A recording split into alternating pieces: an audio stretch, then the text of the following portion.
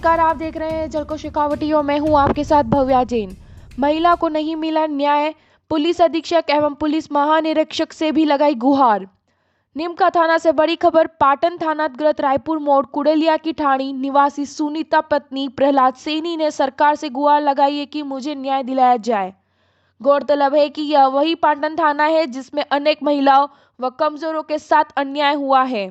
यह पाटन थाना अब काफी अन्याय के लिए प्रचलित हो चुका है। सुनिए आप पीड़िता की जुबानी। सर मैं परसों सुरेश मोदी विधायक सर सुरेश मोदी से मिली थी। उन्होंने मेरी पीड़ा सुनी थी। उन्होंने कहा कि आप अपने एफआईआर नंबर दे दो और मैं पाटन थाने के अंदर फ़ोन करूंगा। उन्होंने अच्छी तरह से मेरी सुनवाई की थी। उसके बावजूद भी अभी कोई रिएक्शन नहीं दिया। सर मुझे न्याय चाहिए। मुझे पाटन थाने के अंदर कोई गुंजाइश नहीं दिखाई दे रही कि वहाँ पर मुझे न्याय मिलेगा। इसलिए मैं चाहती हूँ कि मेरी फाइल वहाँ से उठाकर कहीं और रिचार्ज की जाए। और राजस्थान में कोई सुनवाई नहीं हो रही। महिलाओं के ऊपर बहुत ज़्यादा अत्याचार हो रहे हैं। तो मुझे न्याय चाहिए। सैनी रायपुर मोड़ निवासी। मैं न्याय के लिए भटक रही हूँ सर। मेरे साथ 14 तारीख को मारपीट की गई। मैंने पाटन थाने के अंदर जाकर रिपोर्ट दर्ज करवाई। वहाँ पर मेरे को ब्रजेश तंवर और ने कहा कि आपकी रिपोर्ट दर्ज कर ली गई है। उसके बाद 15 तारीख को रात को करीब 12-1 बजे मेरे साथ वही लड़का कम से कम 8-9 लोगों को लेकर आया और मेरे साथ और मेरे पति के साथ मारपीट करने लग गया। मेरे साथ छेड़खानी की तो मेरे पति ने विरोध जताया तो उनका पूरी तरह से हाथ फ्रैक्चर कर दिया।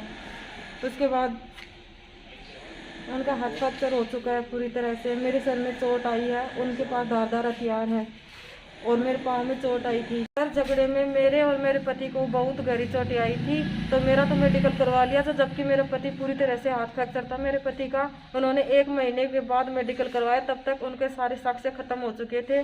कोई मामूली थे। तो मारपीट की थी। उस लड़के का नाम एक तो इंदिरा सैनी है, एक धोलाराम गुज्जर और उसके साथ तो 8-9 लोग थे। उनको मैं पहचानती थी नहीं, उनके मुँह बंधे हुए थे।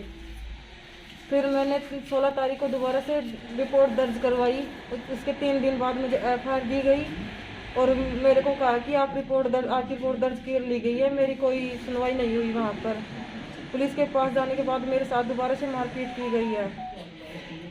फिर मेरे को बार बार वो गुंडे सता रहे थे। मैंने फ़ोन किया कौन शर्मा को जो तफ्तीश कर रहे हैं उनको कि सर हमारे को मदद कीजिए। तो उन्होंने कहा कि आपके एफआईआर हमारे पास नहीं है, आप या तो सीकर जाओ या फिर जयपुर जाओ, मेरे पास आपकी फाइल नहीं है। फिर सर मेरे को 2 दिन बाद में फ़ोन किया कि आप सीकर आओ।